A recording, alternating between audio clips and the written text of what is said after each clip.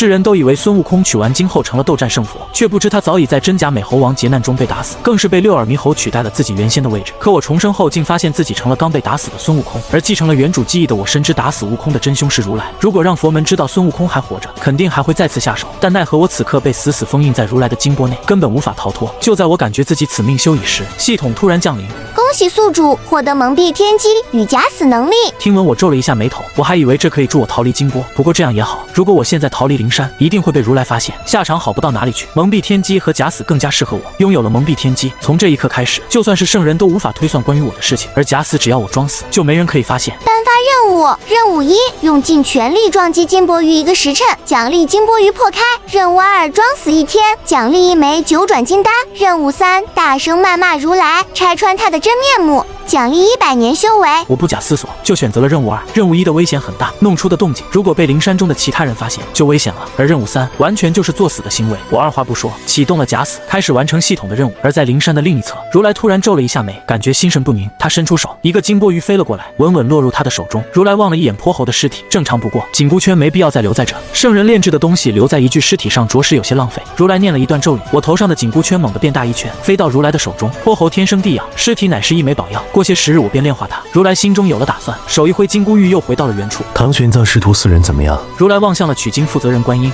一切正常。如来点点头，推算了一番，并没有发现什么异常情况，便继续给3000佛陀讲解佛法，吓了我一跳。我长出一口气，我还以为自己暴露了。紧接着我摸了摸头顶，凡人的紧箍圈终于没了，轻松无比。当务之急还是得想办法悄悄离开灵山。而就在这时，系统的声音再次响起：完成任务，假死1天，获得9转金丹。听闻我意念一动，手中便出现了一枚金光闪闪的丹药，还没有服用，我就闻到了浓郁的丹香，修为也在增加。不再犹豫，我直接服用9转金丹。9转金丹一入腹，便诞生一股暖流，沿着奇经八脉抵达身躯的每个地方。顿时我感觉体内有一股磅礴的力量，太乙金仙中期，太乙金仙巅峰，还差一点，我就可以踏入大罗金仙境界。颁发任务1，去找如来，让他把紧箍圈还给你，奖励10万年修为。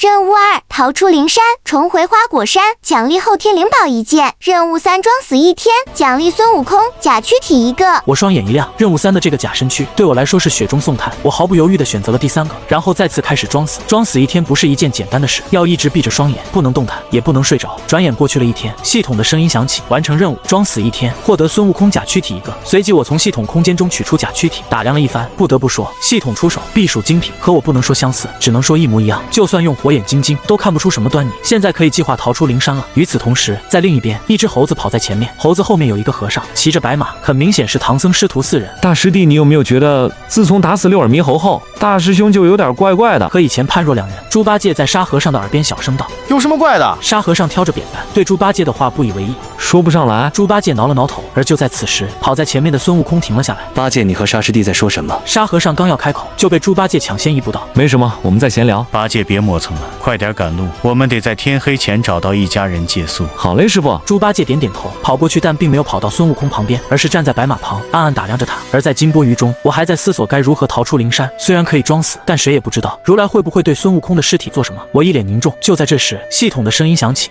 颁发任务，任务1，装死10天，奖励100年修为。任务20天之内什么都不做，奖励50年修为。任务3，逃出灵山，奖励天罡36变。天罡36变，我眼睛一亮。在之前的时候，我就猜测过，天罡36变和地煞72变乃是2个都修炼了，可以发挥的威力远远超过孙悟空和猪八戒加起来的战斗力。我毫不犹豫选择任务3。这个时间，如来应该再给3000诸佛讲解佛法，是最好的逃出灵山时间。我的机会只有一次。我抬头望了眼金钵鱼的封印，然后取出金箍棒。金箍棒乃是后天灵宝，算不上什么罕见的宝物，如来压根看不上，所以在杀死孙悟空的时候，并没有取走。砰的一声，封印被砸开。见状，我连忙跃出金钵鱼，用最快的速度逃离灵山。同时在金钵鱼封印被砸开的一瞬间，如来瞬间便察觉到他停下讲解佛法。世尊怎么了？观音开口问道。六耳猕猴。如来皱了一下眉，听闻观音疑惑不已。身为取经负责人，他十分清楚，取经人孙悟空已经被换成了六耳猕猴。他不知道如来现在所说的是正在取经的六耳猕猴，还是孙悟空的尸体。如来伸手，金钵鱼便飞了过来，稳稳地落在他的手中。见此一幕，不少的诸佛都发现金钵鱼的封印被打破。世尊，六耳猕猴的尸体如何了？观音一惊，是有人闯入了灵山，打破金钵鱼的封印，还是孙悟空没死，自己打破了封印？如来没有说话，用考究的目光打量了几遍孙悟空的尸体，但并没有看出什么。为了保险起见，他还推算了一番，一切如常，尸体正常，封印被破，就只有一种可能性，那就是有人潜入了灵山。仔细搜查一遍灵山，看看有没有不轨之人。世尊，该不会有什么人在打取经的主意吧？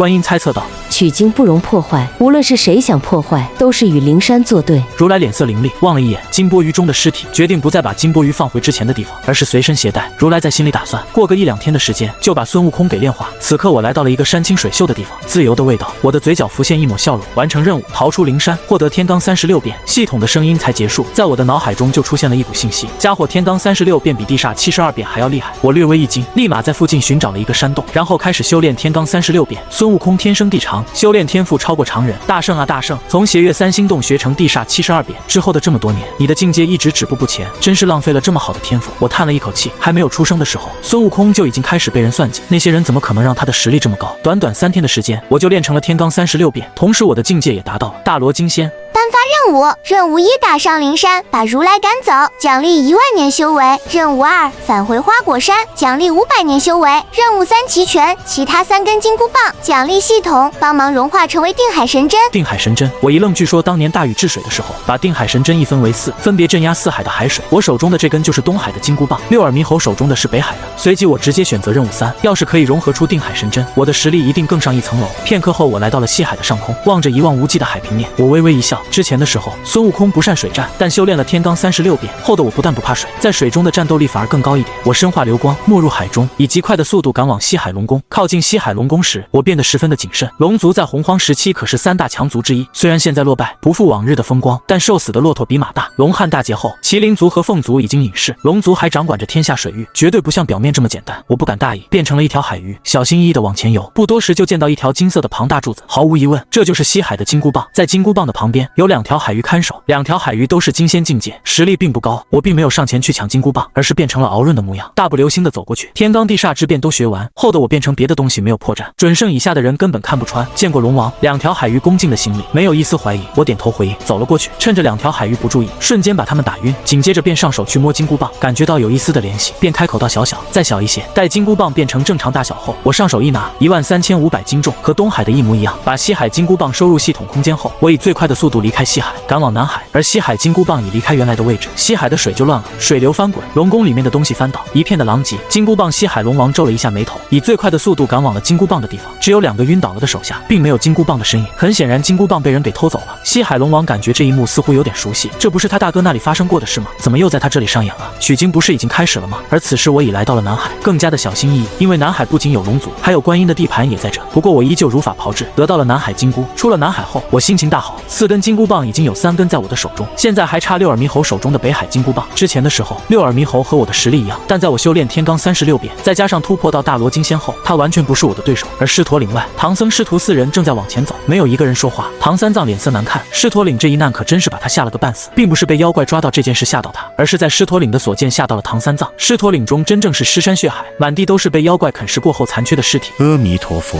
我佛慈悲。唐三藏双手合十，一边在念佛号，一边在催促白龙马快点离开。听到唐三藏的话，猪八戒在心里露出了一个冷笑，慈悲的我佛为什么就不在意狮驼岭上横死的几十上百万无辜人？唐三藏师徒4人走了一段路，便见到前面上空出现了一个坐着莲花的女人，女人娇躯明净空灵，绽放着圣洁的光芒，手托玉净瓶，脸色平淡地望着唐三藏师徒4个人。菩萨唐三藏师徒4人都有点诧异，虽然疑惑，但是他们4个人还是快步上前，恭敬行礼。见过菩萨。观音点头回应，宁静的目光落在孙悟空的身上。悟空，别地有难处，我特地过来向你借一下金箍棒。发生什么事了？孙悟空狐疑，观音菩萨神通广大，怎么会有他解决不了的事？这你就不用管了。观音淡淡道：悟空，把金箍棒给菩萨吧。这时唐三藏开口了，无奈孙悟空只好取出了金箍棒，交给了菩萨。他并没有舍不得这金箍棒，也是他在佛门的授意下，才到北海中盗取。金箍棒到手，观音脸色不变，望向了唐三藏，微微一笑：三藏狮驼岭一行，你有什么感悟？唐三藏哑然，不知道该说什么。见状，观音没有再说什么，正准备离去时，却被孙悟空叫住：菩萨，金箍棒什么时候还给俺？3天后。观音随口说了一个日期，便夹着莲花离去。八戒，你有没有觉得这个菩萨怪怪的？孙悟空走到猪八戒旁边，开口问道：你都看不出，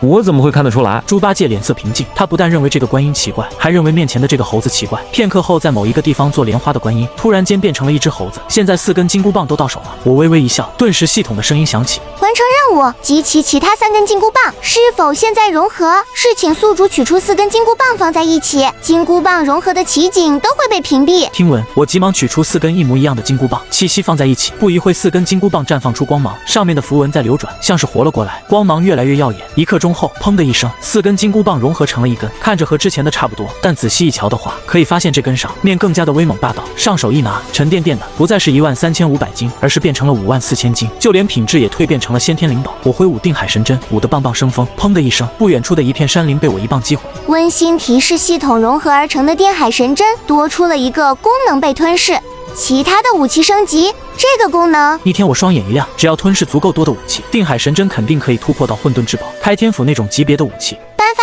任务1，到花果山中发展自己的势力，奖励祖龙金血。任务2，到天庭中发展自己的实力，奖励元凤金血。任务3，到灵山中发展自己的实力，奖励是麒麟金血。这3个任务中，难度最小的无疑是任务1，我果断便直接选择。之前的时候，我不回灵山是有原因的。孙悟空才当上美猴王时，有1-2只猴子在他耳边怂恿，一步步推动他东海抢金箍棒、地狱坏生死簿，为后来的西天取经做足了铺垫。花果山中的猴子，应该有1-2个是灵山的人变的，心中默默猜测，之前孙悟空的火眼金睛看不穿他们的真面目，但修炼成天罡36变，突破到大罗金仙的我，火眼金睛相应提高不少。如果花果山中还有灵山卧底，俺老孙便一棒助他回西天。随即，我一个跟斗便出现在10万8千里外，眨眼间便到了奥莱国花果山。此时我在空中飞行，俯视花果山的景象，地域辽阔，植被茂盛，灵气充沛，是一个福地。可怎么在花果山中见不到一个猴子？见状，我来到一个瀑布前越过，瀑布的水帘便进入了水帘洞。在水帘洞内，终于见到了一大群的猴子。有一只小猴子见到我，一脸警惕的大喊。不一会的功夫，就有一大群猴子跑了过来。什么滴血？这是我们的大王。其中一只老猴子拍了下小猴子的脑袋。大王，你终于回来了！猴群十分激动，孩儿们都起来吧。我目光仔细地观察每一个猴子的表情，最终留在一只老通臂猿猴的身上。这只老通臂猿猴是水帘洞的元老之一。500年前的时候，孙悟空在地狱把生死簿上花果山猴子的名字都划掉后，那群猴子都获得了长生。但当时和天庭大战的时候，不知道战死了多少只猴子，只留下了一小部分。我留意的这只老通臂猿猴就是幸存的猴子之一。当时画名字的时候，似乎没见到这只老通臂猿猴的名字。念及至此，我直接用火眼金睛望向它，可看到的还是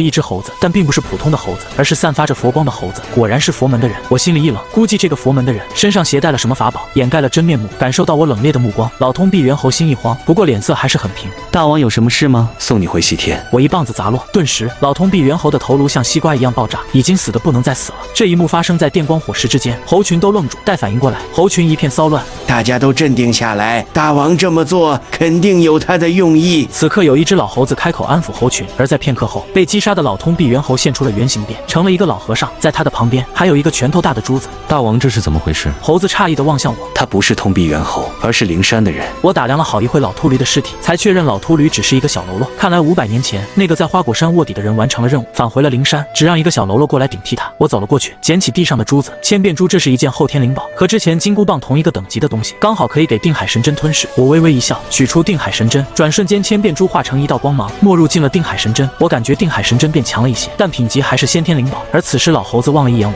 意识到事情的不对劲，自家的大王去取经，算是佛门中人，为什么会有个老秃驴隐藏在花果山，而且还隐藏了这么久？明显就是监视花果山的大王。老猴子张口还没说完，就被我给打断了。你先安抚一下猴们，然后跟我出来。虽然说我是美猴王，但现在的猴群主要是听老猴子他们的。被压在五指山下的500年，孙悟空和猴群断了联系，从五指山出来西行取经后，也和花果山不咋联系，反而和佛门越来越近。水帘洞外，我扫了一眼老猴子们，不免叹了一口气。曾追随过孙悟空大那段峥嵘岁月是我们最好的回忆了。有一只老猴子道：“你们可怨我？”我问道：“我们怎么会怨大王呢？”5只老猴子齐齐摇头，其中一只老猴子忍不住道：“大王，要不你别去取老神子的真经，在花果山中你是我们的王，为什么要去给什么佛门当下人？”其他4只老猴子都默认，之前的时候他们也劝过孙悟空，但孙悟空每一次都拒绝了他们。从今天开始，我留在花果山。我的话才说完，5只老猴子双眼放光，不敢相信地望着我。大王，你真的要留下来，不去取经了？一只老猴子确认地问道。我郑重地点点头。欢迎大王回来。5只老猴子齐齐欢呼。我望了一眼水水帘洞的方向。花果山的其他地方为什么没有见到猴们的身影？大王，你有所不知，在之前的时候，有一群妖怪看上了花果山，让我们搬出去，我们不同意，他们不时就派遣妖怪过来打杀我们。前几天的时候，才来了一伙妖怪，杀死了几只猴，你们5个就让他们不要出去了，待在水帘洞中安全。说起这件事，5只老猴子都怒火中烧。先前的时候为什么不告诉我？我诧异不已。另外1只老猴子叹了一口气，沉默了半晌，才开口道：大王，最近这些年，你一共回了3次花果山。第1次是路过，去的是东海；第2次你回来的时候，一脸的生气。我们5个一直都提议你留在花果山，不要再去取经，惹恼了你。后来一只猪来喊走了你。第3次的时候，也就是前一段时间。说到第3次的时候，老猴子停了下来，他也不确定第3次的那个是不是自家大王，长得和大王一模一样，但性格完全不同，一回来就把他们当狗来使唤。后来又来了一位大佬，和那位打了起来。听完这番话，我沉默了。之前的孙悟空一直都忙于取经，不重视花果山，只有在和唐三藏闹矛盾被赶走时才会回去，是回来后心情一直被唐三藏给影响，没有注意到花果山的情况。大王，也不能全怪你，你回来的时候，那一伙妖怪都暂时收敛，没有侵犯花果山，所以你才没发现。现在就去解决了他们。我带着1只老猴子冲天而去，地上的4位老猴子见到这一幕，都眸光灿灿，他们知道500年前的大王回来了。大王就在前面。老猴子不多时就把我带到了一座山岳的上空，距离花果山只有10里半空的我，可以看到山中有不少妖怪在活动，有几只妖怪压着抓来的人类，粗鲁地赶上山，充当他们的口粮。大王就是这座山，山里有一只黑牛，精力大无穷，一拳可以打爆一块大石头。我们5个不是他的对手，被他打死了不少的猴。老猴子悲伤到今天，就是他的死期。我带着老猴子稳稳落在山上，有2只妖怪见到我们，呵斥到哪里来的，不知死活。2只妖怪扑了过来，但被我一拳一个把他们打成了血。而这动静吸引了其他的妖怪，不多时就有一群妖怪把我们团团包围。面对如此多凶狠的妖怪，老猴子一脸平静，他知道有大王在，一切都不是问题。花果山的猴子，有1只妖怪认出了老猴子，送上门来了。前一段时间我才吃了一只花果山的猴子，不得不说是真的好吃。这一下来，2只又有口福了。顿时所有的妖怪都扑了上来，我取出定海神针，一棒子打死一大片的妖怪，又一棒子下去，扑过来的妖怪们全被打死。大王厉害！老猴子激动的蹦蹦跳跳，其他的妖怪见到我如此厉害，都吓得大叫着逃跑。妖怪哪里跑？我不想放过他们，挥舞着定海神针追杀我，像是死神一样，无情的收割着山岳上的妖怪。一会的功夫，漫山遍野都是妖怪的尸体。哪个不长眼的敢来我的地盘撒野？不多时，一个牛头人身的妖怪走了过来，他的身躯庞大，目光凶狠地落在我们身上。你们都要死！黑牛精怒不可遏，他取出一柄锋利的大斧头，还没有冲上来，目光就落在我的身上。突然间想到了什么，头戴凤翅紫金冠，身穿锁子黄金甲，脚踩藕丝步云靴，手持金箍棒，是孙悟空。他在侵犯花果山前就知道了孙悟空，但孙悟空不是去取经了吗？从今天开始，我不再叫孙悟空，而是叫孙行者。我淡淡道。花果山的大王，黑牛精旁的妖怪们知道了我的身份，并没有惊恐，在他们看来，自家大王是无敌的。美猴王的肉不知道好不好吃，而确认了眼前之人是孙悟空。黑牛精被吓了一大跳，虽然他的实力强悍，在奥莱国地界是一方霸主，但和孙悟空比起来，他就是一个小喽啰。逃！黑牛精怯战，撒腿就跑。我冷笑一声，抡起金箍棒追了上去。见此一幕，黑牛精的手下们全都傻眼了，自家大王竟逃跑了。有一位妖怪站出来，大声道：大王不是逃跑，而是换一个地方和孙悟空大战，要不然在这里大战肯定会伤到我们。而黑牛精还没有跑下山，就已经被我给追上了。他一脸惊恐地望着我。孙悟空，你不能杀我！你知道我背后是谁吗？我背后可是覆海大圣蛟魔王。是他，我微微动容。大闹天庭前的孙悟空和6个大妖结拜，其中一个大妖就是覆海大圣蛟魔王。孙悟空，我背后的人和你是结拜兄弟，算起来你我还是一家人。黑牛精见我脸色有变，暗暗松了一口气。结拜兄弟一家人。我冷笑一声，在和天庭大战前，孙悟空和6个结拜兄弟勾肩搭背，天天大吃大喝，关系不知道有多好。但和天庭大战的时候，没有一个结拜兄弟来帮他。孙悟空被如来压在五指山500年期间，更是没有一个结拜兄弟来看他一眼，都把孙悟空当成了瘟神，远远躲避。如今这叫魔王，更是纵容手下霸占他的花果山，受死！我脸色冷冽，见我要动手，黑牛精知道自己逃不了，只能一战。他的脸色凶狠起来。什么齐天大圣，不过就是天堂的弼马温，现在更是佛门的走狗，看我不以斧子劈了你！听闻我直接抡起定海神针，一棒子敲下去，砰的一声，大斧子像是瓷器一样被砸碎。紧接着，定海神针畅通无阻地落在黑牛精身上，顿时他被打成了一团血雾。一个地仙的小喽啰也敢造次！我望着血雾冷笑一声，而其余妖怪们见到自家大王都没撑过一个回合，都吓得肝胆俱裂，四散而逃。妖怪哪里跑？我追了过去，而望着我无情收割妖兽们的小命，老猴子满眼都是崇拜。强横的大王，他回来了，不不一会的功夫，山岳上的所有妖怪都被我给打死了，没有一个漏网之鱼，就连从天空中路过的都挨了一巴掌。完成任务，到花果山中发展自己的势力，获得1滴祖龙精血。我愣了一下，原来系统的任务这么简单，就是清除花果山的外敌。望着系统空间中的祖龙精血，我不淡定，虽然只是1滴，但我还是从中感受到了磅礴的能量。回花果山，我急忙带上老猴子飞向花果山，而在另一边，唐三藏师徒4人正在休息。都3天了，菩萨怎么还没把我的金箍棒还给我？六耳猕猴一脸诧异，没了金箍棒，他的武力值大打折扣。菩萨说的3天，也许是天上的3天。猪八戒淡淡道：天上3天，地下3年，不行，没了金箍棒，我还怎么护送唐三藏西天取？金八戒、沙师弟，你们2个好好看着。师傅，我去找菩萨要回金箍棒。交代了一句后，六耳猕猴直接飞向南海，不多时便抵达了观音的道场。这猴头不保护你的师傅，取经来我这里干嘛？菩萨，你把3天前借走的金箍棒还给我，我才好护着师傅去取经。我要你的棒子干嘛？观音无语了，他手中的瓶子威力远远大于金箍棒，一个后天灵宝的低级武器，他借去干嘛？菩萨，你可不能不认账，3天前明明就是你借走了我的金箍棒。六耳猕猴急了，他只有1件武器，莫非观音要灭了他？别着急，带贫僧算一下。见到六耳猕猴怀疑自己，观音不悦地瞪了他一眼，然后开始推算，可算了半天，什么都没有算出来。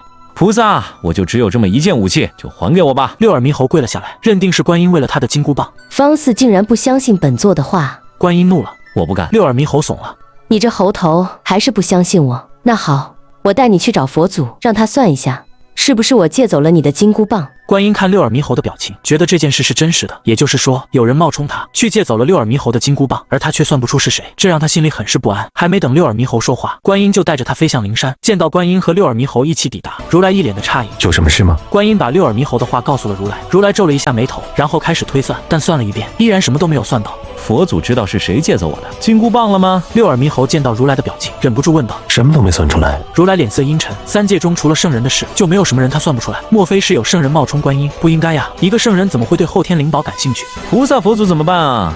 没有金箍棒的话，我的实力大打折扣，很难保护师傅的。六耳猕猴急道：本座这有一根棍子，你暂且拿去。如来手一动，立马出现了一根黑色的棍子。见状，六耳猕猴脸色微变，这棍子看着黑黢黢的，完全没有金箍棒，金灿灿的有逼格，看着像是一根搅屎棍。这棍子乃是后天灵宝界的武器，还没有名字，你可以自行取一个。如来把黑棍子抛给六耳猕猴，无奈六耳只能不情不愿地离开了灵山。而如来和观音探讨了一段时间，也没有得出什么结论，他们始终猜不出是谁冒充观音，骗走了六耳猕猴的金箍棒。观音离开后，如来取出了孙悟空的尸体。天生地长的猴子，不知道你的尸体能给本座带来什么样的惊喜。如来一脸笑容，孙悟空并不是女娲圣人补天圣出的石头，而是盘古开天辟地后就出现的一块石头。这样的尸体蕴含的东西很惊人。随即如来开始炼化孙悟空的尸体。过了1个时辰，尸体终于被如来炼化。然而尸体化了之后，并不是变成了精华，而是变成了一股黑烟扑向如来。猝不及防的如来满脸都是黑烟，金色的佛脸变得黢黑，并且这股黑烟奇臭无比。孙悟空的尸体炼化后，怎么会变成了一个屁？如来脸色阴沉无比。突然间，如来想起了前几天金箔鱼封印被破开的事，莫非是之前那个潜入灵山的人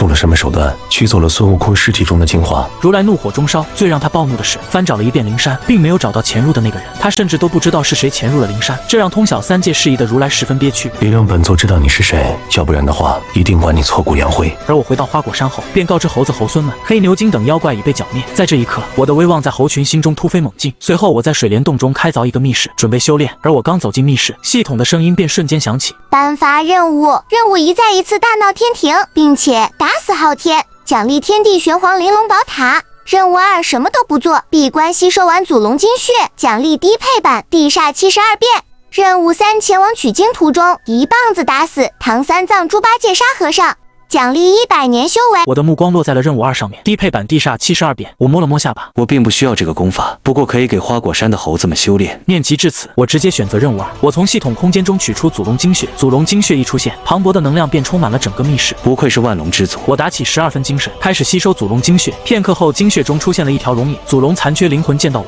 顿时双眼一亮。我可以夺舍它，然后再借用它身躯变强，称霸整个洪荒。小猴子能够被本龙看上，是你的荣幸。顿时，祖龙残缺灵魂扑了过来，一丝残魂也敢造次。我冷笑一声，巅峰时期的祖龙，我肯定不是对手，但祖龙残缺灵魂要拿捏易如反掌。我取出定海神针，一棒子敲了下去，砰的一声，祖龙残缺灵魂像是一缕烟一样被打散，而没了祖龙残缺灵魂的干扰，吸收祖龙精血一帆风顺。1天的时间，我就吸收完毕，实力也成功突破到了大罗金仙中期。随即我迈步走出密室，恭喜大王出关！2只老猴子立马围了上来，把所有的猴子都叫进来。我吩咐道。有1只老猴子领命跑出水帘洞，另一只老猴子望向我，开口问道：大王有什么事儿吗？我要教你们修炼。修炼！老猴子激动无比。虽然他活了500多年，但并没有修炼什么功法。不多时，全部的猴子都汇集在此，一脸崇拜地望着我。我简单的数了一遍，共有300多只猴子，数量并不算多。大王召集我们，是不是要打架？有一只猴子问道。并不是打架，而是要教你们修炼。我正色扫了一眼，猴子们实力实在是太弱了，我一棒子下去都得死。修炼！猴子们都激动无比。大王，你要教我们什么？一只老猴子忍不住问道。72变。我郑重道。大王万岁！猴子们都兴高采烈，蹦蹦跳跳。然而5只老猴子却是瞠目结舌，他们可是十分清楚，72变是自家大王的看家本领，学习难度极其的大，只有大王这种天资卓越的人才能学会。这是低配版的地煞72变，难度相对来说比较小，但威力却是不容小觑。我微微一笑，众猴子听到这番话，一个个都喜笑颜开，激动不已。而接下来的时间，我就在水帘洞中教导猴子们修炼72变。猴群中领悟力最强的是那5只老猴子，于是我就专心教导这5只，准备等他们学会后，让他们再去教导其他猴子。而在某一片海域，海中有一条蛟龙，体型庞大，长相狰狞，它就是覆海大圣蛟魔王，而它正在吞噬人类，一口一个吞噬了上百个人类后才饱腹。这奥莱国的百姓真是太胆小了，最近这一段时间都不敢出海。蛟魔王冷哼一声。虽然说人类好吃，但这只能满足口腹之对，实力的提高微乎其微。突然之间，他想到了花果山。我那义弟现在在西天取经，取经后肯定得道成佛，不会再理会花果山了，倒不如直接吃光花果山上的猴子。我似乎有一个手下黑牛精在花果山附近。而就在这时，一条鱼妖急匆匆游了过来，慌忙汇报道：魔王大人，大事不好了！黑牛精和他的手下们都被杀了。谁干的？蛟魔王瞬间大怒。花果山上的猴子，别的猴子喊他大王。鱼妖如实道。他长什么样子？蛟魔王皱了一下眉头。头戴凤翅紫金冠，身穿锁子黄金甲，脚踩藕丝步云靴，手持金箍棒。余姚还没说完，蛟魔王就知道是他的义弟孙悟空。虽然说在500多年前他们结拜成兄弟，但在大战天庭的时候，蛟魔王早就跑了，和孙悟空的结拜关系名存实亡。好你个孙悟空，敢杀我的人！蛟魔王怒了，直接率领部众赶往花果山。孙悟空被如来压了500年，500年的时间内，境界原地踏步，而他蛟魔王苦修500年，实力突飞猛进。他认为自己的实力已经足以吊打孙悟空。而在水帘洞中，经过我一段时间的教导，5只老猴子已经初步学会了72变，并且他们的实力也都达到了金仙初期的实力。我不由开始想象，如果花果山的猴子都是金仙以上，该会多么壮观。接下来就由你们教导猴们了。定然不负大王的教导。5只老猴子异口同声道。这时突然间有一只小猴子跑了进来。大王海面上出现了一大群的妖怪，他们的目的似乎是我们花果山，是不是东海龙宫的人？我问道。不太像。小猴子摇摇头。带我去看看。片刻后，我站在海岸边，望着一大片的海妖，还有海妖前面的一条蛟龙。义弟，好久不见了，算下我们有500多年没有再见过。蛟魔王望向我，开口道。我冷哼一声。孙悟空好生无礼。蛟魔王也不想装了。你杀了黑牛精，还杀了几百只妖怪，这些妖怪全都是我的手下，现在你要如何赎罪？说我该如何赎罪？我淡淡问道。很简单，交给我200只猴子，这件事就算了，不过不允许有下一次。蛟魔王不容置否道。听闻此话，我后面的猴子们都炸开了锅，不少猴子已经是破口大骂。猴子没有，但猴屎倒是可以送你一些。我嘲讽道。孙悟空，你在找死！蛟魔王恶狠狠地扑过来，一个太乙金仙中期的人也敢在我面前狂妄。我翻了一个白眼，甚至都没有取出定海神针，一拳轰了出去。顿时蛟魔王的头被砸中，落入到了海中。他从海中飞起来时，还感觉晕头转向，随即气急败坏的再次扑向我。依旧是他自己对我单方面爆，而他也终于确定了自己并不是我的对手。你们还愣着干嘛？蛟魔王呵斥一声，让自己的手下发起攻击，瞬间500多只妖怪一窝蜂的涌过来，杀光他们！蛟魔王冷声道。他认为花果山猴子们肯定不是自己手下对手。孙悟空，你想去救援？想得美！蛟魔王阴冷的笑了一声，张开嘴喷出一道灵力，轰向了我。支援我冷冷一笑，随意一手把灵力团拍开，紧接着扑向蛟魔王，开始暴揍。海岸边猴子们和妖怪们大战在一起，大部分猴子实力只能和一个妖怪打成平手，但妖怪却在数量上碾压猴子。不过5只老猴子实力都是金仙，单凭他们5个就能压着妖怪们暴走。500多只的妖兽一只接着一只死去，惨叫声此起彼伏。不多时，海岸边就躺了一大堆的尸体。见状，还剩下的妖怪们没有了再战的勇气，纷纷四散。而桃花果山什么时候有5只金仙境界的老妖魔王？震惊不已。不错，见到这一幕，我露出了满意的笑容，开始专心收拾蛟魔王。眨眼间，蛟魔王被击倒在地，口吐鲜血，遍体鳞伤。而他知道再打下去自己必死无疑，于是便望着我。孙悟空，我可是你的结拜兄弟，当初我们可是拜把子，说好了不求同年同月同日生，但求同年同月同日死。现在你却违背誓言要杀我，而同时系统统的声音响起，颁发任务。任务一说，大家都是好兄弟，放走蛟魔王，奖励普通蟠桃一个。任务二，重新和蛟魔王结拜，并承诺有肉一起吃，有妹子一起睡，奖励50年修为。任务三，什么？结拜兄弟，俺老孙一棒子打死一个。击杀蛟魔王，奖励聚灵阵。聚灵阵我双眼微亮，如果把聚灵阵设置在花果山中，那我和猴子们的修炼速度不就都突飞猛进了吗？我毫不犹豫地选择了任务3，而见我愣住，蛟魔王以为我心软了，心里不免冷笑一声：猴子就是猴子，脑子简单，真好骗，语气却是诚恳的一抵。我们为结拜兄弟，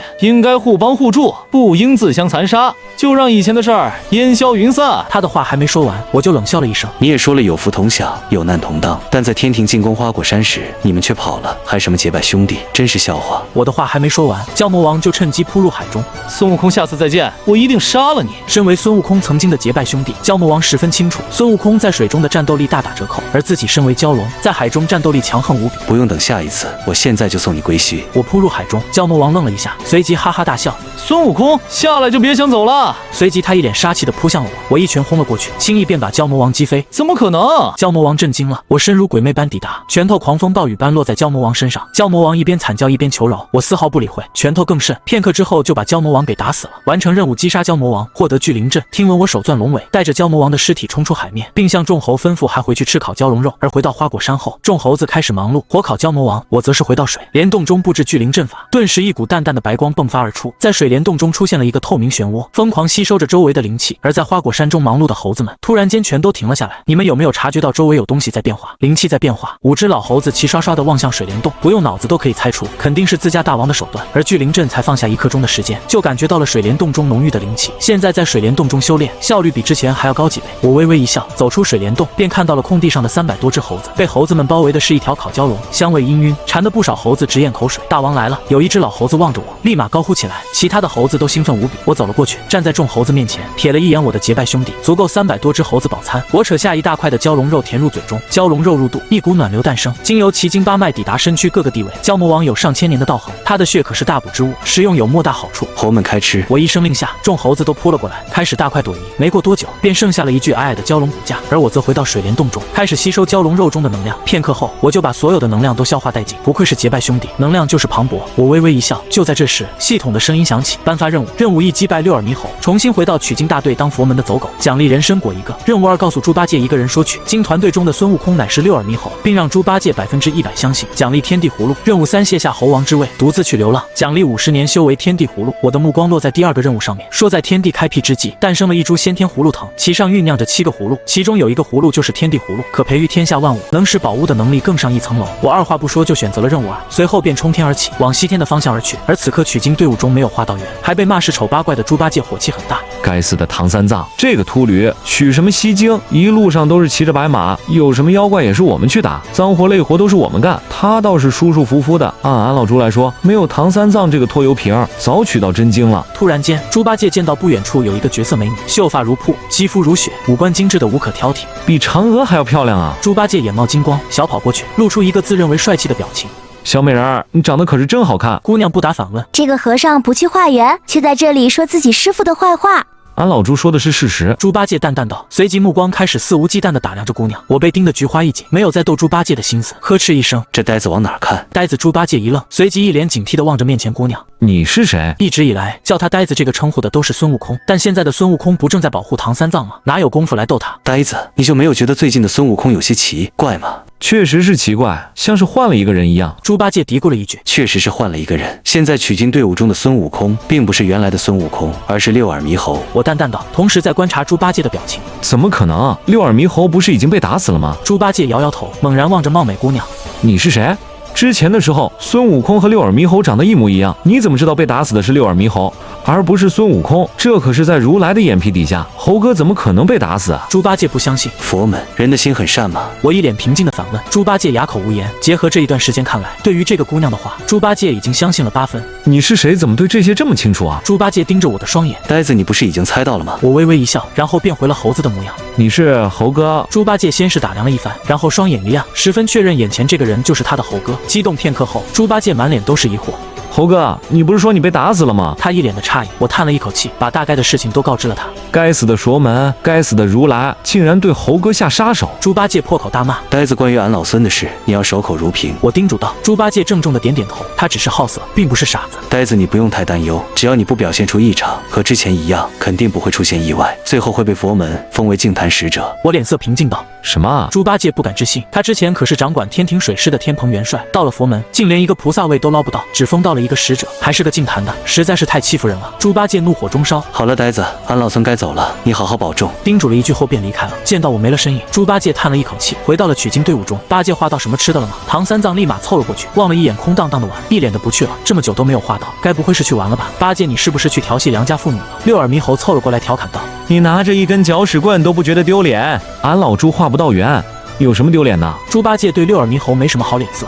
你这头猪说什么呢？六耳猕猴脸色一黑，取出了黑色的棍子就要捅猪八戒，但被沙和尚给拦住了。有种你就动手！猪八戒冷笑一声，这只六耳猕猴不会真的以为他的地煞72变可以打得过他的天罡36变。之前时候他一副很弱，打不过大部分妖怪的模样，只不过是他的伪装，不想出力，只能躺平。但这只可恶的六耳猕猴竟取代了他的猴哥，这让猪八戒对六耳猕猴起了杀心。而离开之后，我就听到了系统的声音：完成任务，获得天地葫芦。片刻间，我的手中就出现了紫绿色的葫芦，其上有大量神秘的纹路，真是一个好东西。我微微一笑，二话不说就把定海神针放进其中。不知道现在是先天灵宝的定海神针放进天地葫芦内多久才可以蜕变？我摸了摸下巴，转而我有点好奇，在洪荒世界中只有一个天地葫芦，但这个葫芦是从哪来的？此同时在天庭，昊天才得到一件宝物，这宝物他很喜欢，就是品级不敢恭维，放进天地葫芦中就可以了。昊天微微一笑，天庭中的不少宝物，起初时候品级都一般，都是被他放入天地葫芦，培育出了更高的品级。可以说，天地葫芦是昊天最喜欢的宝物之一。昊天正准备取出天地葫芦，下一秒他就傻眼了。不是我的葫芦呢？谁偷了朕的葫芦？并将取经队伍中孙悟空是六耳的消息偷偷告诉了猪八戒，这也使得八戒摆烂了起来，竟开始装病走不动，骑在了唐三藏的白马上。八戒，你的脚怎么样了？好一些了吗？唐三藏累得气喘吁吁的走了几天的路，他一个肉体凡胎实在是有些受不住，还是痛。猪八戒脸色痛苦，随即望了一眼六耳猕猴，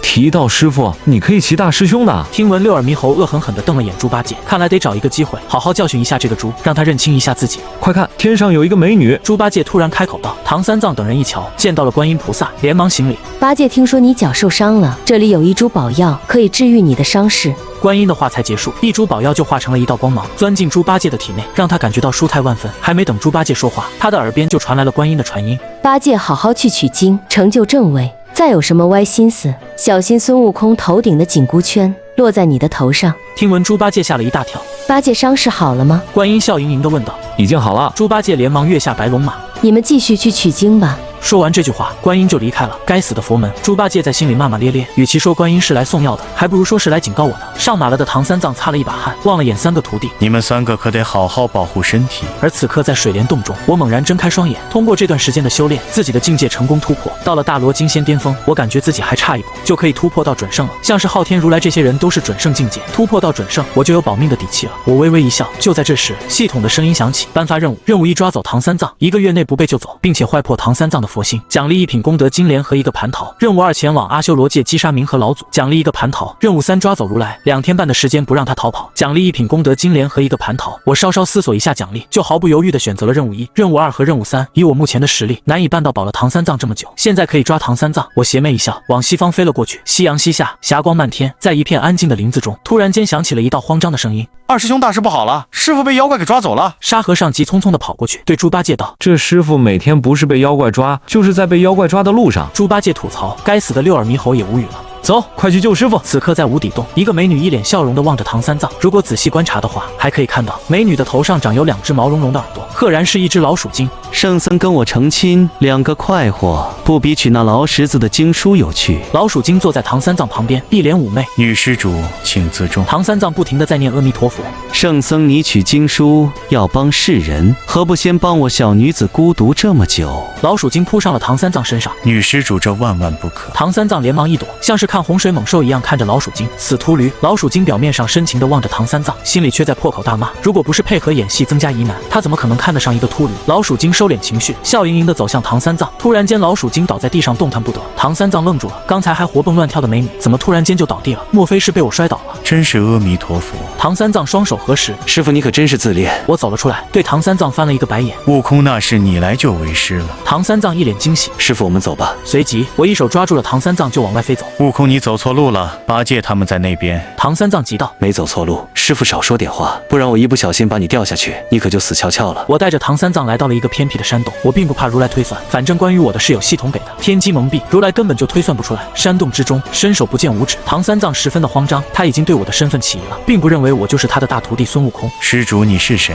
为什么要冒充贫僧的大徒弟？唐三藏站在一旁瑟瑟发抖。师傅，你竟连我都认不出来了，是不是没有自称俺老孙，你就不知道我是你的大徒弟孙悟空？我一脸平静地望着唐三藏，也是你这个人脑子本来就不聪明，要不然为什么被变身成凡人的妖怪骗了这么多次？也知道我有火眼金睛，可以看穿妖怪的变化，却是没有一次相信我。我脸色淡淡的数落唐三藏，唐三藏哑口无言。师傅，你该不会认为取经队伍中的孙悟空就是真正的孙悟空吧？我凑到了唐三藏的面前。什么意思？唐三藏猛然睁大双眼。取经队伍中的孙悟空是六耳猕猴。我正色道：绝对不可能。唐三藏摇摇头，一脸坚定。六耳猕猴在如来佛祖的眼下被悟空给打死，现在的悟空怎么可能是六耳猕猴？你相信如来的为人？我问道：如来佛祖普度众生，佛心纯净，不相信他，难道相信你吗？唐三藏翻了一个白眼。你我相处数年的时间，我不相信你看不出现在的孙悟空和以前的有差别。我脸色平静，眸光古井无波。你说如来佛心纯净，普度众生，我忍不住笑了起来。过了好一会，我才反问道：师傅，你说如来普度众生，为什么天底下的苦命人从古至今没有任何变化？如来普度了什么？普度了的寂寞吗？唐三藏还没开口，我继续输出。师傅，你从大唐出发，一路至此，就没有发现越是靠近灵山，妖魔的数量就越多，实力也越是恐怖吗？如果灵山是圣地，不应该是越是靠近灵山，就越是没有妖魔吗？我直视唐三藏，一字一句道：你是去圣地取经书，还是去魔地取经书的？唐三藏沉默了，因为我所言没有假。过了许久，唐三藏才开口道：越往后，妖魔越是凶残，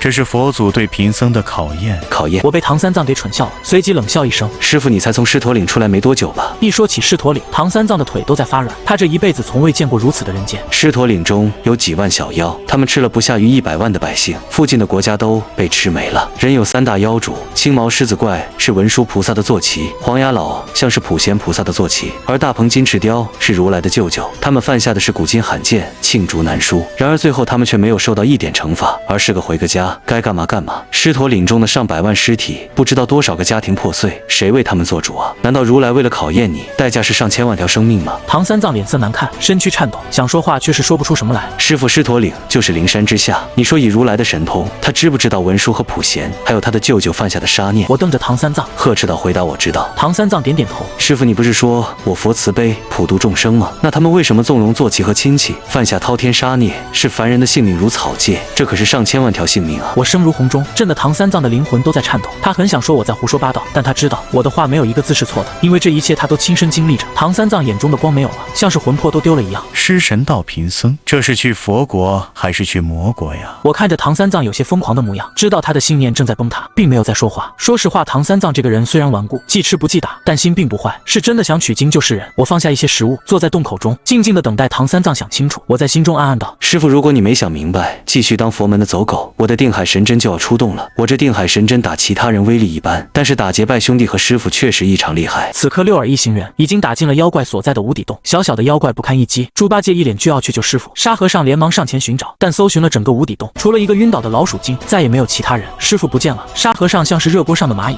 该不会是什么妖怪把师傅变成女的吧？带俺老猪上去检查一下。猪八戒二话不说就上前用咸猪手检查这个女妖师傅，检查了大半天，猪八戒终于得出了结论：那师傅去哪儿了？该不会是被这个女妖怪给吃了吧？六耳猕猴急了，如果唐三藏被吃了，我还怎么取经？怎么成为斗战胜佛？妖怪，快把师傅交出来！六耳猕猴取出黑色棍子，指着老鼠精恶狠狠道。老鼠惊醒了过来，见到一个黑色棒子，瞬间吓了一大跳。莫非是唐三藏的？不对，这好像是一根搅屎棍。我去谁的搅屎棍？六耳猕猴像是被戳了痛脚一样，大怒道：妖怪，去死！大师兄先问出师傅的下落。沙和尚连忙道。就在这时，老鼠精取出了武器，顿时六耳猕猴和老鼠精渐渐从无底洞打到了外面。二师兄，我们要不要上去帮忙？沙和尚凑到猪八戒的旁边，开口问道：帮什么忙？猪八戒翻了一个白眼。以大师兄的能力，又有一根黑色棍子在手，天底下哪个女妖是他的对手啊？听闻沙和尚点了点头，大战到了白热化阶段，右耳猕猴一棍挥了过去，把老鼠精拍到地上。见鬼了，这条搅屎棍竟是后天灵宝！老鼠精苍白的脸上满是震惊，他活了这么多年，还是第一次见到搅屎棍也有品质。去死！右耳猕猴脸色阴沉无比，恶狠狠的一棍子敲下去，但却敲中了一个塔，发出了铿锵巨响。大圣快住手！同时，天穹上出现了一个身穿盔甲的前然大汉，正是托塔天王李靖。托塔天王，你为什么要帮这个妖怪？右耳猕猴又怒又好奇。俺老猪猜想，这个女妖肯定是李靖的亲戚。猪八戒无语了，这一路上，但凡某个妖怪被打死，突然间被仙佛阻止，毫无疑问，肯定是对方的坐骑或是亲戚。猪八戒对此早已习惯了。大圣误会了，这并不是妖怪，而是我的义女贪玩跑了出来，我定然带回去好生管教，让她交出我师傅就行了。右耳猕猴不敢得罪托塔天王，孽障还不快把圣僧交出来！托塔天王恶狠狠道：“如果仔细看眼神的话，会发现没有一丝怒意。”义父唐三藏并不在我这儿，他已经离开了。老鼠精开口道。听闻托塔天王点点头，望向右耳猕猴。圣僧应该在附近，劳烦大圣自己去找了，我先带走这孽障了。话才说完，托塔天王就带着老鼠精离开了这里。你们两个看什么看？还不去找师傅？右耳猕猴恶声道。可接下来整整寻找了2天，他们都没有找到唐三藏。这一下右耳猕猴慌了。猪八戒倒是一脸平静，说不定师傅又被某个妖怪给抓去了，师傅都没了，还取什么经？叔父端了行李，各回个家就好了。闭嘴！你们两个在这待着，我去找菩萨，问一下师傅在哪儿。右耳猕猴瞪了一眼他们就飞走了，他的心里十分的慌。如来让他取代孙悟空，目的就是取经。如果取经成功，他会被封为斗战胜佛，从一个猴妖摇身一变成佛。但如果唐三藏死了，如来是不可能放过他的。悟空，你又来干嘛？观音坐在莲花之上，无语地望着右耳猕猴。菩萨大师不好啦，师傅不见了！右耳猕猴急道。淡定。观音恨铁不成钢地瞪了一眼他。带贫僧算一下。观音掐指推算，可逐渐他的额头上汗水开始涌出，连续推算了10次都没个结果。怎么回事？唐三藏人呢？观音慌了，他已经推算了整个3界，都没有发现唐三藏的身影。走，跟贫僧去天庭。而在托塔府邸中，托塔天王正在教训老鼠精。有没有被唐三藏占便宜？并没有，就是不知道是谁偷袭了我，救走了唐三藏这个秃驴。过了一会，他才继续开口问道：“哪吒哥哥呢？不知道死哪儿去了。”说起哪吒，李靖一脸冷漠。天王观音来了。这时一人跑进来汇报道：“他来干什么？难道是来感谢我们，给唐三藏增加阴难？”托塔天王一脸笑容。片刻后，观音带着右耳猕猴一脸不善地走进来，目光恶狠狠地落在老鼠精身上。唐三藏是不是被你吃了？什么？老鼠精傻眼了。我没有。老鼠精摇摇头，望着托塔天王。义父，我真的没有。你知道的，我最爱吃大米。吃没吃？带贫僧看一眼你的肚子就知道了。观音盯着老鼠精，大有一副要破开他肚子的想法。义父救我！老鼠精被吓了一大跳，连忙躲在托塔天王的后面。敢在我的地盘作恶，根本没把我放在眼里。托塔天王脸都黑了，顿时和观音打在了一起。而不远处的哪吒才回来，见到这一幕，双眼放光，连忙问老鼠精发生什么事了。但老鼠精把事情一五一十的告知，听得哪吒更加激动。哪吒哥哥，你再不上去帮忙，义父就要被观音给打败。老鼠精着急道：“你懂什么？别人1对1打架，怎么能不讲武德的加入？”哪吒一脸平静。而且，就算是我爹被观音给杀了也没事儿，我会给他收尸，也会给他报仇的。观音大士，义妹不就是受我爹的业，吃了你们一个秃驴吗？需要这么急吗？你们佛门不是一大堆的秃驴吗？哪吒在一旁煽风点火。李靖、唐三藏果然是被你们给吃了。听到哪吒的话，观音出手更加不留情。逆子，你闭嘴！李靖脸色铁青，瞬间他便被打倒在地，吐出几口血。虽然他是一个天王，实力不凡，但并不是观音的对手。李靖天王实力不凡，但并不是观音的对手。李靖去死！观音已经对李靖起了杀心，只取李靖的小命。爹，你放心的去吧，只要你一死，我一定禀告昊天陛下，带领10万天兵天将攻打灵山，为你报仇。哪吒郑重道。可就在这时，一道光芒落下，挡住了观音的杀招。观音在朕的地盘，杀朕的人是不是不把我昊天放在眼中？昊天冰冷的目光望着观音，一股恐怖的气息覆盖出去。昊天陛下已经一女吃了唐三藏，坏了我佛门的大事，他该死。唐三藏被吃了，昊天皱了一下眉头。取经这件事，哪怕是他，昊天都不敢去改变。李靖他所言真假？昊天望向了李靖，目光冷冽。李靖冷汗涔涔，连忙说道：“并没有这回事。”是啊，陛下，我真的没有吃唐三藏。别的山野妖怪认为吃了唐三藏长生不老，但我们怎么可能这样认为？都是去走一个过场而已。吃没吃？看一下你的肚子就知道。观音可不相信他的话。如果他的肚子中没有呢？昊天语气不善。那贫僧道歉。道歉没用。如果他的肚子没有唐三藏，朕要你们佛门的一个至宝。昊天冷冷道。好。观音答应了。不用你动手，朕这里有一块镜子，可以照出他这1个月内吃过的东西。昊天取出一面镜子，对准了老鼠精，瞬间一道金色光芒落在他的肚子上。接下来，老鼠精这1个月内吃过的东西都一一出现在众人的面前，绝大部分都是大米，还有一些动物的肉，一些蔬菜，还有几粒鼻屎。我的天，你竟然吃鼻屎！哪吒一脸惊呆地望着老鼠精，老鼠精脸色涨红，恨不得找条地缝钻进去。我只是误食。不可能，你没有吃唐三藏，那唐三藏去哪儿了？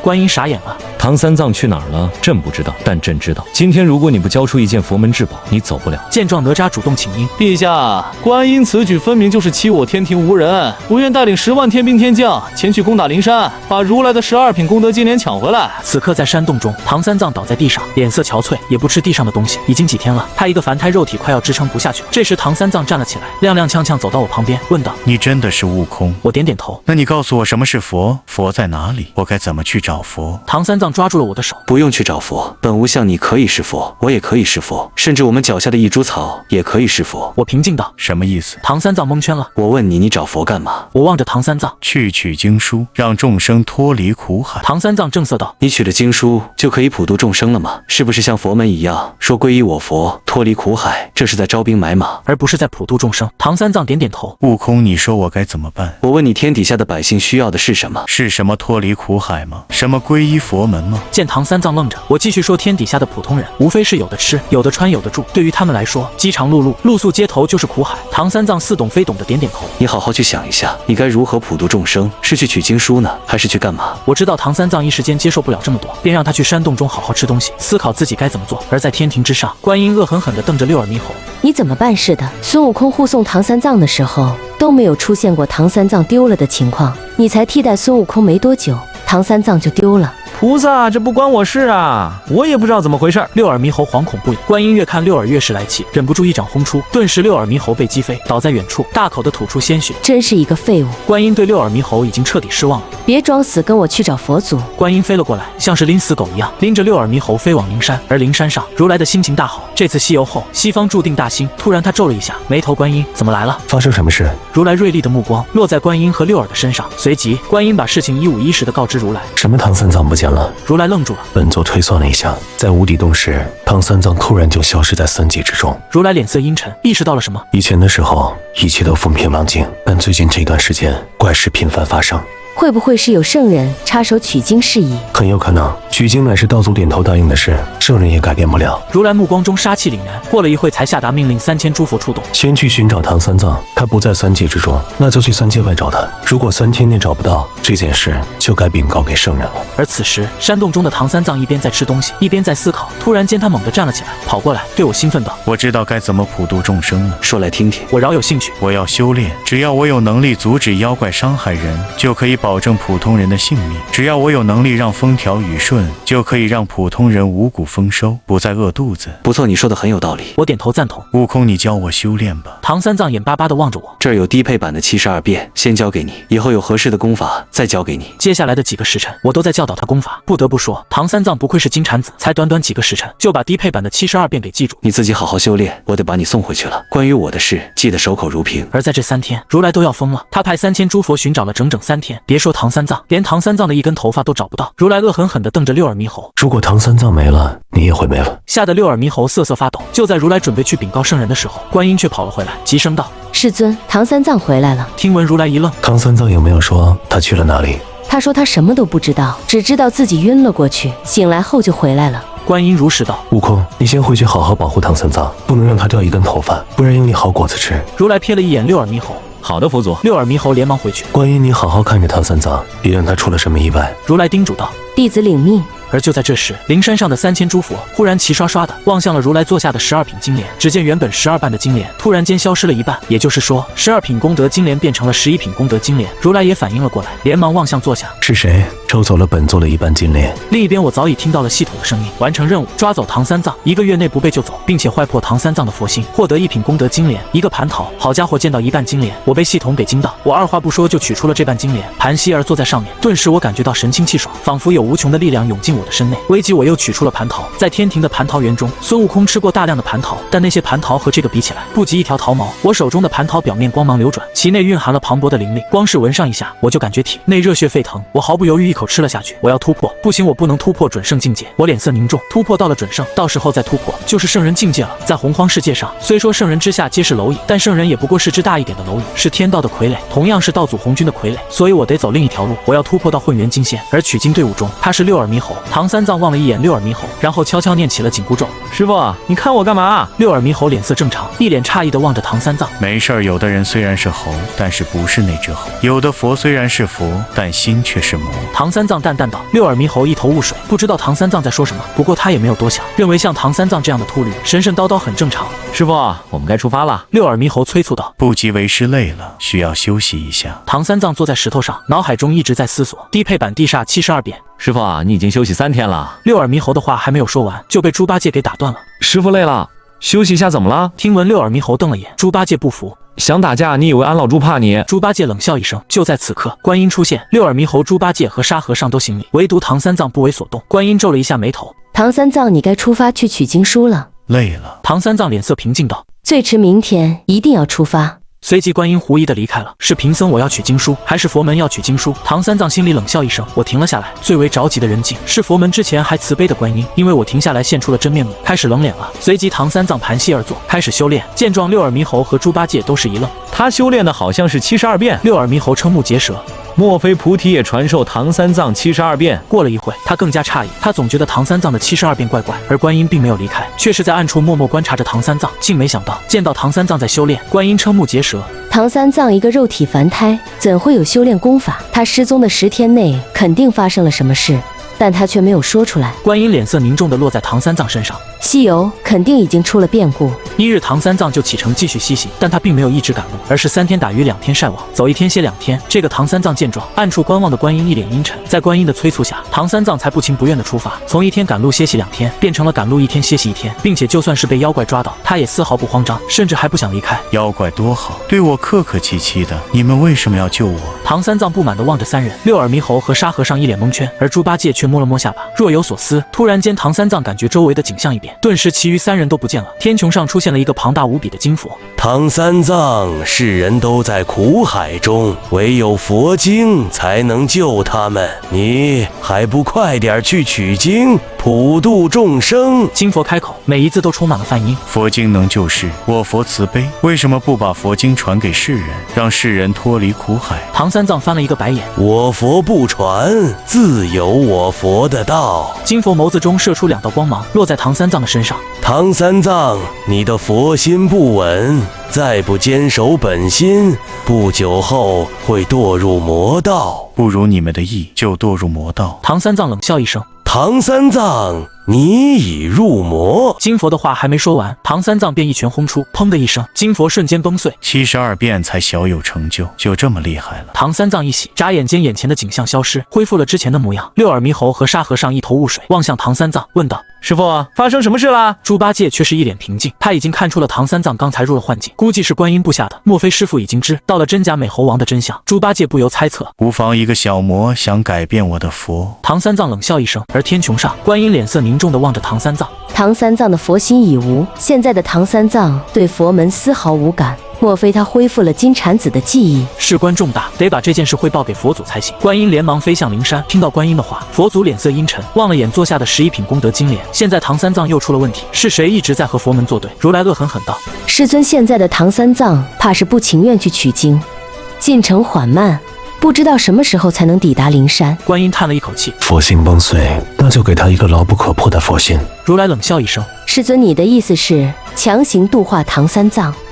取经最重要，更何况唐三藏本来就是本座的弟子，强行度化他是他的造化。如来淡淡道：大师兄，大事不好了，师傅被抓走了。沙和尚着急地跑了回来。六耳猕猴傻眼了，前几天一直和唐三藏形影不离，现在不过去探了下路，离开还没10秒钟，唐三藏就被抓走了。被谁抓走了？六耳猕猴恶狠狠道：我定然一棍子捅死对方。被观音给抓走了。沙和尚如实道。听闻此话，六耳猕猴呆若木鸡。不对，观音怎么可能会抓唐三藏？肯定是有人冒充观音。六耳猕猴想起之前有人冒充观音，骗走了他的金箍棒，害得他现在的武器变成了黑黢黢的搅屎棍。我要去捅死他！六耳猕猴杀气凛然。而在另一边，观音你要干嘛？唐三藏也没想到自己竟被观音菩萨给抓走了。唐三藏，你已堕入魔道，现在本座要度化你，让你重新皈依佛门。观音一脸正义。你才堕入魔道。唐三藏冷冷道：冥顽不化。就在观音准备强行度化唐三藏时，一个手持黑色棍子的猴子飞了过来，棒子砸向观音。妖怪还不速速放了师傅！被击退的六耳猕猴一脸凶狠地瞪着观音。悟空，你在干嘛？贫僧乃是观音。观音开口道：“关汝娘之，敢冒充观音，看我的棍子捅不捅你就完事儿了。”六耳猕猴冲了上去，举起黑色棍子便一顿猛敲，顿时他就被观音击倒在地，吐出一口血。悟空，观音杀气凛然地望着六耳，抱歉菩萨。脸色苍白的六耳猕猴已经确认了眼前之人就是观音，连忙便逃跑了。唐三藏到你了。观音目光落在唐三藏身上，他果然就是六耳猕猴，你们佛门真是一群恶魔。唐三藏破口大骂，放下屠刀，立地成佛。皈依佛门。观音开始强行度化唐三藏，漫天金光涌入他的体内，而在唐三藏的身躯中有一个小唐三藏，他的周围都是金色的佛纹，头顶还有一个庞大无比的外铠。执迷不悟，观音加大了力度，金芒更甚，原本抗拒的唐三藏逐渐变得呆滞起来，口中喃喃自语：“我佛慈悲，普度众生。”而此时在水帘洞中真是太难了，我脸色凝重，我并没有晋级到混元金仙。自从红军升华天道后，洪荒世界的修炼秩序已经定格，大罗金仙修炼到巅峰只能突破到准圣，而准圣突破到圣人，则需要道祖鸿蒙紫气。就在这时，系统的声音响起：颁发任务，任务1前往取经团队击杀唐三藏，奖励蟠桃1个；任务2前往天庭，让王母娘娘给宿主撕帕，奖励人参果1个和1000年修为；任务3前往取经团队击杀六耳猕猴，奖励混元金仙境界。顿时，我目光落在任务3击杀六耳猕猴的话，很有可能会引起佛门注意，自己的身份曝光。但只要完成了任务，突破到了混元金仙，我还怕什么佛门？随即我邪魅一笑：六耳猕猴，我来收你的小命了。同时，在取经队伍中，师傅怎么还不回来啊？六耳猕猴急得团团转。快看，师傅回来了！沙和尚一喜，唐三藏走了回来，二话不说就上了马，开口出发前去取经。如果仔细一瞧的话，可以看到唐三藏目光有点呆滞。可怜的师傅。猪八戒已经意识到唐三藏的不对劲，他知道肯定是佛门对唐三藏做了什么，不过他不敢说出来。前方妖气冲天，我先去探路。六耳猕猴冲天而起，飞到前面，没见到妖怪，只见到了一个村子。想起这一段时间的遭遇，六耳猕猴的眸子中有了戾气，目光落在村子上。我的怒火就全释放在你们身上好吗？瞬间，他手持黑色棍子冲了下去，眨眼间一个泥屋被砸塌，里面的一家人全部死于非命。妖怪，大家快跑！是一只猴妖。巨大的动静吸引了全村人，他们跑出来一瞧，都被吓得亡魂皆冒，一个活口都不留。六耳猕猴冷笑一声，一棍子下去便死了。大片的凡人，求求你放过我的女儿，你可以来杀我。一个女人跪在六耳猕猴的面前，她的背后则是一个小女，还正在哇哇大哭。六耳猕猴的黑色棍子才砸下去，她就被一股恐怖的力量掀翻在地。是谁？他皱了一下眉头，但下一秒见到来人后，六耳猕猴眼睛瞪大，嘴巴张大到极致。没死不可能，你都没有死，我怎么可能会死？我冷笑一声，上次不死，这一次你死定了。六耳猕猴用看死人的目光看着我，我的实力和孙悟空一模一样，但我只要和他大战，引起佛门的注意，我们自然会收拾他。孙悟空去死！顿时，六耳猕猴手持黑色棍子，凶神恶煞地扑向我。卧槽，我不过就是骗走了你的金箍棒，你没必要拿一根搅屎棍来打架吧？我嘲笑道。是你变成了观音，骗走我的金箍棒。六耳猕猴怒不可遏，刀势如狂风暴雨般落在我的身上，但全都被我一一化解。棍子不是这样耍的，让爷爷教一下你。我取出了定海神针，六耳猕猴见到定海神针，瞬间一愣，一棒子砸下去，他连忙用黑色棍子抵挡我。这棍子虽然不是金箍棒，但也是后天灵宝，足以抵挡你的攻击。六耳猕猴自信一笑，是吗？我脸色平静，只见黑色棍子中缓缓出现了很多裂缝，随即砰的一声，黑色棍子碎成了齑粉。什么？六耳猕猴脸色一变，连忙逃跑。虽然他的实力和孙悟空一模一样，但没了武器的他不会是孙悟空的对手。见状，我瞬间出现在他的面前，一掌轰出，把六耳猕猴击倒在地。怎么可能？你不是太乙金仙境界，你是大罗金仙。六耳猕猴瞠目结舌。孙悟空，我们本是同根生，相煎何太急，倒不如我们联手起来，一起去对付佛门。六耳猕猴怂了，开始求饶，而我只是静静地盯着他。见我没有出手，他心里一喜，大圣饶我这一次，从今以后我就是你最忠实的狗。你让我往东，我绝对不往西，刀山火海眉头都不会皱一下。六耳猕猴信誓旦旦地保证，同时心里冷笑一声，只要放过我，我一定把这件事告诉观音和佛祖，让佛门中的人把你大卸八块。而且到时候孙悟空一死，佛门很可能把定海神针给我。原本还在窃喜的六耳猕猴，却被我的一句话打入冰窖。去吧！我二话不说，一棒子砸了下去，砰的一声，他的头像是西瓜一样瞬间爆炸，无头尸体摇晃几下跌倒在地，死的不能再死了。这时系统的声音响起，完成任务，前往取经团队击杀六耳猕猴，获得混元金仙境界。顿时我的气息陡然一变，见状我微微一笑。在这个圣人不出的洪荒西游世界中，混元金仙境界已经是顶级强者。师傅大师兄去了这么久，怎么还不回来？沙和尚跑到唐三藏的面前，以往时探路都只花了几分钟，但现在已经半个小时了。不用管他去取经书。被强行度化的唐三藏一心只想取经书，根本不在乎六耳猕猴去哪了。沙和尚愣了一下，然后跑到猪八戒的旁边问道：“二师兄。”话还没说完，就被猪八戒给打断了。别二了，俺老朱才不管这些。沙和尚叹了一口气，犹豫片刻，决定自己去找六耳猕猴。片刻后，沙和尚急匆匆地跑回来，一脸惊恐，大喊道：“师傅，二师兄大事不好了！大师兄被人给爆头了！”不用管他，被爆头先去取经书。唐三藏催促道。师傅太过分了！沙和尚愤怒地望着唐三藏，听师傅的吧。猪八戒一脸平，死了一个六耳猕猴，又不是我的猴哥，我才不会在乎。二师兄，你也这样？沙悟净傻眼了。突然间，他感觉到自己的师傅和师兄好无情，他心寒了，想回流沙河了。而此时在灵山，如来皱了一下眉头。唐三藏已经在隐雾山中被豹子精给抓住，六耳猕猴怎么还不去解救唐三藏？该死的六耳！是想死了吗？如来脸色阴沉，然后望向了观音。弟子会给他一些教训。观音也很是气愤。突然间，如来皱了一下眉头，他推算了一番，愕然道：六耳猕猴精已经死了，但被谁给打死却算不出来。如来的脸色阴鸷，毫无疑问，肯定是有人在跟佛门作对，不让取经顺利进行。会不会是昊天？观音猜测到他不敢。如来摇摇头。现在该怎么办呢？观音望向了如来，先去把唐三藏给救出来，再找一个人替代六耳猕猴，降龙伏虎。你们两个去把唐三藏给救出来。转而如来的目光落在观音的身上。观音，你给本座一直盯着唐三藏，他们再出什么意外，有你好果子吃。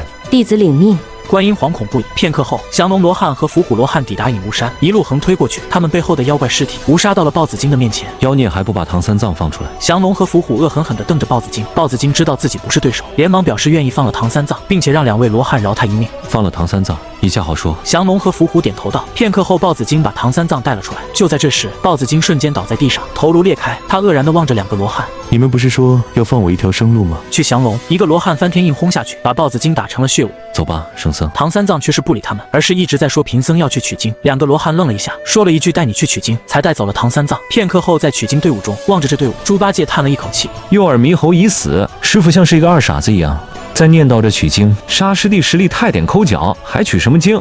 还不如散伙得了。要是之前的时候，猪八戒一说分行李散伙回高老庄，肯定一大堆人过去劝说他，但现在却是没有一个人过来。被度化后的唐三藏根本不在乎，对于他来说，只要能去取经，有没有徒弟根本不重要。而沙和尚已经被伤了心，也不想去取经了，只想回流沙河继续当他的妖怪。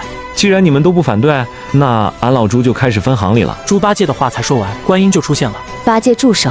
你们三个待在这里，哪里都不要去。过一会儿，本座就给你送一个高手，保护唐三藏，继续去西天取经。听闻猪八戒皱了皱眉，莫非是佛门知道猴哥还没死，右耳猕猴死后又想把猴哥找回来？而观音见没人理他，便提高了声音的分贝。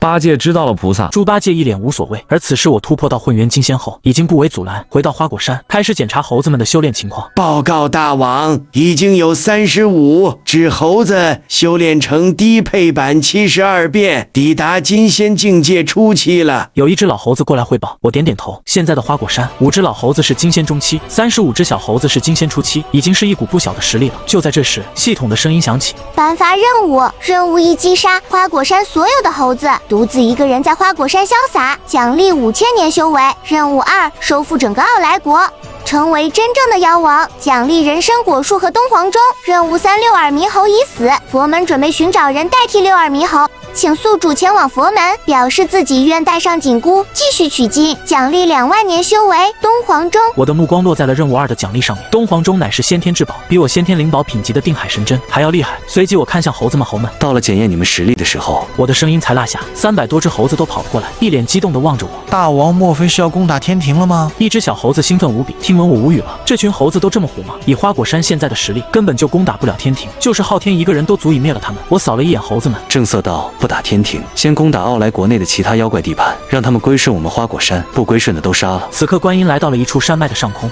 应该就是这里。观音抵达山洞前，一掌轰出，砰的一声，山洞门破碎，一群妖怪跑了出来，恶狠狠的。观音这女子好美啊，真想吃了她。有一个妖怪激动道：想有什么用？现在一起上，拿下她，她不就是我们的了吗？顿时一群妖怪冲了上去，观音冷着一张脸，一掌轰出，扑过来的妖怪们瞬间变成了血雾。见状，其他的妖怪大惊失色，连忙逃回洞中。1刻钟的时间出来，否则全杀了。观音冰冷的声音传进洞中，片刻功夫，就有一个猴子带着一群妖怪出来。猴子目光凶狠地望着观音。观音，我们井水不犯河水，你来这里干嘛？这只猴子正是孙悟空的结拜兄弟，通天大圣猕猴王。500年前，你和孙悟空对抗天庭，犯下了滔天大罪。观音目光凌厉地望着猕猴王，猕猴王翻了一个白眼。我早就抛下孙悟空跑了，并没有和他对抗天庭。观音，你来这里，真正的目的是什么？猕猴王开口道。观音不再耍小聪明，开门见山道：本座要给你一场大造化，保护唐三藏。西天取经成功后，封你为佛，成为佛门中的骨干人物。观音本以为猕猴王肯定屁颠屁颠的同意，却没想到猕猴王一脸平静，甚至还有点不屑。保护唐三藏，西天取经，不是我那结拜兄弟孙悟空的任务。我占山为王，想干嘛就干嘛，何必当佛门的手下？孙悟空已死。观音淡淡道：这么危险，我不去。猕猴王摇摇头，对于孙悟空之死并没有伤心。你去也得去，不去也得去。观音冷笑一声，不再客气，直接出手。许是为了震慑住猕猴王，观音出手很是无情。山洞被轰塌，所有的小妖怪都死得十分凄惨。至于猕猴王，四肢尽断，倒在地上，一脸的苍白。答应去取经活命，并且成佛，不答应魂飞魄散。观音威胁道：我答应。猕猴王无奈道。而有了猕猴王的加入，取经队伍继续前行。猴弟去找点吃的。猪八戒坐在地上，开始使唤猕猴王。现在的猕猴王已经成了唐三藏的四徒弟，不情不愿地去化缘在天空上。他回头一望，暗暗叹了一口气。疯疯癫癫的唐三藏，好色且摆烂的猪八戒，沉默哀伤的沙和尚，这个取经队伍没一个正常的。我那一弟孙悟空是个狠人啊，忍受这样的队伍。而此时我带领花果山的猴子，横扫了傲来国大部分的妖怪，顺我者昌，逆我者亡。我望着下方的妖怪，这是一群狼妖，凶残无比，附近村落的百姓都被他们吃光了。几只马楼也想收服我们。狼王冷笑一声：马楼去死！狼王的话还没说完，定海神针就砸了下去，瞬间便将他变成了一张肉饼。所有的狼妖都呆若木鸡，随后望向我的目光由不屑变成了连最强的狼王都被秒杀，他们这些小喽啰肯定不是对手。军士被急忙带领所有的狼妖气息跪了下去，高呼道：我等愿意臣服。臣服已经晚了。我直接下令让猴子们冲上去，顿时惨叫声此起彼伏。一刻钟后，所有的狼妖都倒在地上，没有一个漏网之鱼。大王，整个傲来国的妖怪都臣服了我。5只老猴子跑到我的旁边，不臣服的都已经被团灭了。总共有几个妖怪？我开口问道。3100个妖怪。一只老猴子如实道。让所有的妖怪汇集于花果山。我吩咐道。我猜测，只要这群妖怪齐齐高呼我为妖王，我就成为了傲来国的妖王，也就完成了系统的任务。随后我冲天而起，返回花果山。在路上，我突然间皱了一下眉头。唐三藏出事了。我推算了一番，佛门你们太狠了，竟将他强行度化，成了个只知道取经的傀儡。回到水帘洞后，我就在思忖关于唐三藏的事情。唐三藏属于孺子可教之人，我并不愿他变成佛门的傀儡走狗，但我没有办法帮他恢复正常。片刻后，一只老猴子跑了进来，汇报到大王，所有的妖怪已经汇集在花果山中了。听完，我直接飞出水帘洞，在一块空地上见到了3000个妖怪，他们都是动植物精怪，有男有女，实力不高，都一副惶恐的模样。太弱了，我摇了摇头。这3000个妖怪，境界最高的才金仙，如果不是为了完成系统的任务，我真不太想收服他们。见过妖王。所有的妖怪见到我出现，都一脸害怕的跪下。就在这时，系统的声音响起：完成任务，成为傲来国的妖王，获得人参古树东皇钟。我迫不及待地取出东皇钟，东皇钟绽放光芒，其上刻画了大量神秘的图案，流转着道韵，一股强大无比的威压散布出去，让花果山上的所有妖怪，包括猴子们都胆战心惊。不愧是东皇钟。我微微一笑，收起东皇钟，目光落在下面的3000妖怪身上。从这一刻开始，你们都是花果山的妖。身为花果山的妖，就要遵守花果山的规则，努力修炼，不平白无故的吃人。若是有谁不遵守的话，我一掌轰下，不远处的一块大石头瞬间碎成齑粉，吓了3000妖怪一大跳。连忙表示我等必定遵守。见状，我便回到水帘洞，寻了一处合适的地方，将人参果树种植在那里。系统中得到的人参果树和镇元子的不同，镇元子的人参果树3000年一开花，3000年一结果，3000年一成熟，也就是说9000年才能收获一次。但系统给的人参果树3年就能收获一次，并且结出的人参果比镇元子还要好上千百倍。而此刻在傲来国王宫，国王听着手下汇报的情况，脸色愈发阴沉。有一只猴王收服了所有的妖怪，成为了傲来国中唯一的妖王。妖王必须死！国王坚定道。国王陛下，有一位大臣站了出来。自从有了妖王后，我傲来国内妖怪伤人吃人事件骤降，可见有妖王的约束，对傲来国有莫大的好处。休要被妖怪给迷。国王冷笑一声，吃不吃百姓，我根本不在乎，我在乎的是妖怪会不会威胁到我的地位。他下达命令道：国师领兵前去花果山斩杀妖王，如果斩杀了妖王，就把公主许配给你。领命。国师站了出来笑道：我定把妖王的头颅提回来。3日后，在水帘洞，我正在修炼，突然有一只老猴子跑了进来。大王，傲来国的军队来镇杀我。我愣了一下，随即推算了一番，原来来人是一个金仙境界的修士。就在这时，系统的声音响起：颁发任务，任务一：无为妖王当镇杀一切来敌，击杀所有来犯的敌人，并前往傲来国击杀国王，奖励本心果1个和10000年修为。任务2：前往傲来国表示愿意臣服，从此当国王的走狗，奖励9000年修为。任务3：抛下花果山立马逃跑，奖励东海龟丞相的龟壳。我的目光落在了任务1的奖励本心果上面。按照系统的介绍，本心果能让人恢复本心，无论是邪祟入体、妖魔改心，还是被强行度化，只要服下本心果就可以恢复正常。这果子倒是可以给唐三藏吃。我微微一笑，并且10000年的修为也很不错。而此刻在花果山外矗立着一支5000人的精锐士兵，全副盔甲，目光凌厉。队伍前面有一位身穿道袍、留着山羊胡子的中年男人，他的目光扫过花果山上的妖怪。这群妖怪都是一群小妖，倒是花果山上的猴子，若是吃了，肯定可以增长我的修为。国师目光贪婪，忍不住咽了一下口水，随即目光望向刚刚飞过来的我。小猴子，现在到我的面前跪下，等下让你死得痛快一些。听闻我邪魅一笑，目光落在一个老猴子身上。你上去杀了他。好的，大王。老猴子领命，直接扑向国师。小觑我！国师冷笑一声，10个回合之内必取你的小命。国师自信满满，和老猴子大战在一起，国师无敌，5000士兵都在呐喊助威。7个回合后，砰的一声，国师被老猴子一拳打倒在地，吐出了一口血。国师惊骇欲绝，我竟然不是这个老猴子的对手，那成为妖王的孙悟空实力不是更加恐怖？逃！国师没了信心，转身便逃，才跑出几步，老猴子就扑过去，拧断了他的脖子。5000士兵见到这一幕，都被吓得亡魂皆冒，纷纷丢盔卸甲，开始逃跑。想跑，我脸色平静，取出东皇钟，顿时一道钟声响起，声浪像是洪水一样横扫而出，所过之处毁灭，一切瞬间吞噬了5000士兵。当即拿着刚获得的本心果，朝取经队伍前去。到了后午，并没有上前去找唐三藏，不是害怕猕猴王，而是忌惮观音。观音在暗中一直盯着唐三藏，防止有人再次下手。观察了一会，我愣住了。我见到降龙罗汉变成了一个老头子，正在给唐三藏他们送饭。我恍然，取经队伍中能够化缘的人只有唐三藏，像是猪八戒、沙和尚和猕猴王，这3个人都是妖怪模样，很容易吓到人。而现在唐三藏是半傀儡，根本没有能力去化缘。如果不送饭上门的话，怕是会饿死他。等5天的时间，如果观音还在，那我就强行动手。我脸色平静。1天后发现观音离开了，但他却留下了18罗汉盯着唐三藏。他们现在可以动手了。我微微一笑，随即隐身，开始走向唐三藏。一片山林中，唐三藏坐在白龙马上，目光呆滞，口中念念有词，在说取经。这时猪八戒脸色微微一变，对猕猴王到4师弟，前面好像有妖气，你去看一下。好，猕猴王飞走了，休息一下。现在的取经队伍，猪八戒是老大，他让休息，没人不敢休息。沙师弟吃点东西。猪八戒走向沙和尚，取出一些干粮给他。二师兄还是你对我最好。八戒可以的。我暗暗给猪八戒竖起大拇指，然后走进唐三藏的旁边，望着他这个二傻子的模样，我叹了一口气。如来真是太狠了，唐三藏可是他的弟子金蝉子，竟强行度化了他。终有一天，我孙行者会踏上灵山，诛灭3000诸魔。我暗暗下定决心，然后取出本心果喂给唐三藏。唐三藏十分抗拒，还嚷嚷取经书。取你妹！我轻轻一拳砸下痛的唐三藏张大了嘴巴，然后把本心果塞了进去。本心果一进唐三藏的肚子，就开始清除里面的佛痕。有人暗中的降龙罗汉手中的镜子动了一下，在哪儿？他发现了我，何方妖孽敢对取经人下手？被发现了。我脸色不变，从天而起，那就顺手解决这些罗汉。见到我的样子，降龙罗汉满脸惊骇。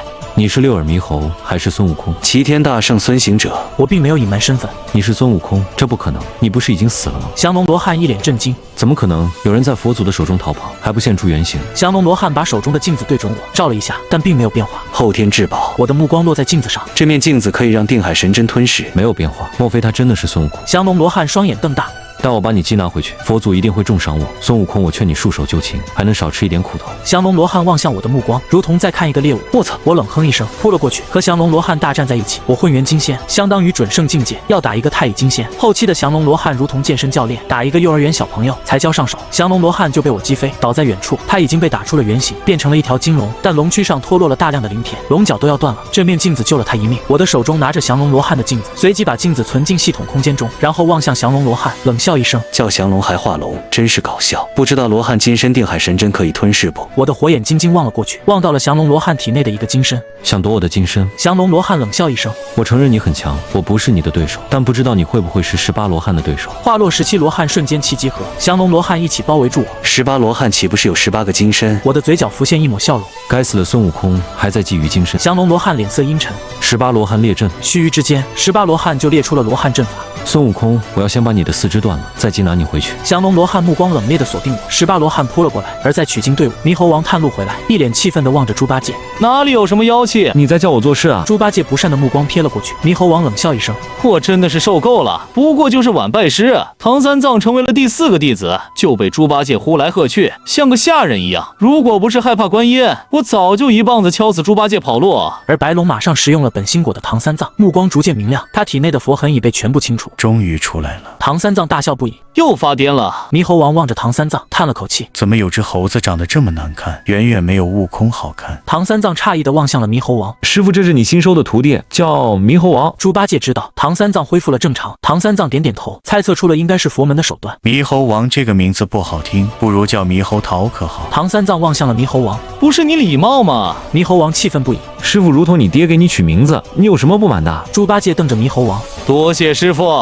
猕猴王挤出一丝笑容，为师饿了，你去找找有没有猕猴桃，为师摘几个回来。弟子这就去。猕猴王强忍怒火，转身离去。而在天穹之上，18罗汉处于下风，我如鬼魅般抵达了降龙罗汉的身边，攥住他的手，冷笑道：“你不是想断我的四肢吗？”顿时一道惨叫声响起，降龙罗汉的手臂被我硬生生拽了下来，痛得降龙罗汉倒在云层中，面目狰狞。其他17罗汉都大惊失色。别急，等下才到你们。落在降龙罗汉的旁边，一拳又一拳的挥出，揍得降龙罗汉晕死过去。给我出来！我的手探了进去，抓住了降龙罗汉的金身，一个人头大小的金色人骨架出现在我的手中。妖孽安敢见到我，抬脚要把降龙罗汉踩死。17个罗汉都大惊道：“不敢！”我收回了脚，也把降龙罗汉的金身收进系统空间内。17罗汉都松了一口气。妖孽，还不快把降龙罗汉的金身还回去，争取宽大处理。独虎罗汉的话没说完，他的眼睛就猛然睁大。只见我用定海真敲爆了降龙罗汉的头颅。妖孽，你该死啊！17个罗汉大怒。别急，现在到你们了。我手持定海神针，身如鬼魅般袭了过去，单方面的虐杀，一个又一个罗汉倒下，一个又一个金身被我收进系统空间内，最终还剩下一个伏虎罗汉。此时他害怕到了极致。孙悟空饶我一命，我帮你向佛祖求情。佛祖，你以为我在乎吗？我一棒子敲了下去，紧接着一手探下，抓出了伏虎罗汉的精神，转而目光落在地面上唐三藏的身上。佛门若是知道唐三藏恢复正常，肯定会再次强行度化他，本心果就浪费了。颁发任务：任务1，为了不让唐三藏被佛门强行度化，请宿主击杀唐三藏，奖励5000年修为。任务2，守在18罗汉的尸体旁，等待观音回来，奖励蟠桃树1株。任务3，带走唐三藏，奖励蟠桃树1株。见状，我毫不犹豫选择任务3。而此时取经队伍，师傅，你说你不取经吗？沙和尚愕然：经书是什么？唐三藏望向沙和尚，不知道。沙和尚摇了摇头，不知道的东西为什么要去取？沙和尚蒙圈了，刚要说话，突然间就晕了过去，接着就是猪八戒、妖怪。唐三藏被吓了一大跳，直到见到我出现，才松了一口气。悟空是你？我已经不再是孙悟空了，而是孙行者。我纠正道，然后望着唐三藏：你要不要跟我走好？唐三藏丝毫不犹豫答应了我。我点点头，带着唐三藏就飞离了这里。在半路，我回头望了一眼取经队伍，暗暗一笑，没有了唐三藏，看佛门还怎么取经。没过多久，观音就回来了，见到猪八戒和沙悟净倒在地上，白龙马也昏迷不醒，唐三藏不见了。莫非有妖怪来抓走唐三藏？但不对啊，还没有开始下一难，哪来的妖怪？随即观音掐指一算，瞬间傻眼了，什么都算不出来。他心里一沉，急忙落在地面，挥了挥手，猪八戒、沙悟净和白龙马都清醒了过来。唐三藏呢？观音语气不善道：菩萨，我们不知道啊。猪八戒开口道。猕猴王观音双眼一瞪，在千米之外的猕猴王瞬间被一股强大的吸力吸了过来。菩萨是猕猴桃吗？猕猴王一脸懵圈，吃你！观音忍不住骂了一声。唐三藏呢？我不知道啊，师傅说他想吃猕猴桃，于是我就去找猕猴桃了，其他的事儿我都不知道。猕猴王已经意识到众人的不对劲，连忙如实汇报。本座让你来保护唐三藏，你来找猕猴桃。观音杀气腾腾，想吃猕猴桃是吧？观音冷笑一声，一手抓住了猕猴王的脖子，冲天而起。天庭之上，观音正在暴揍猕猴王。本座让你保护唐三藏，你去找猕猴桃，让你吃猕猴桃。每说一个字，观音的拳头就砸在猕猴王的脸上，痛得猕猴王惨叫连连，不忘再解释：不是我要吃猕猴桃，是师傅要吃。1刻钟后，观音才停下了手，饶你一条小命。观音像是扔垃圾一样，把猕猴王扔回到了取经队伍。随后他冷静了一下，想起了18罗汉。该死的18罗汉，本座让你们暗自看着唐三藏，唐三藏人都被看没了，还不快滚出来！观音呵斥一声，但并没有什么人出来藏起来了。等本座找出你们，不杀了你们！观音冷哼一声，朝一个方向飞了过去。片刻后，他就见到了18罗汉的尸体。他瞠目结舌，谁？是谁抓走了唐三藏？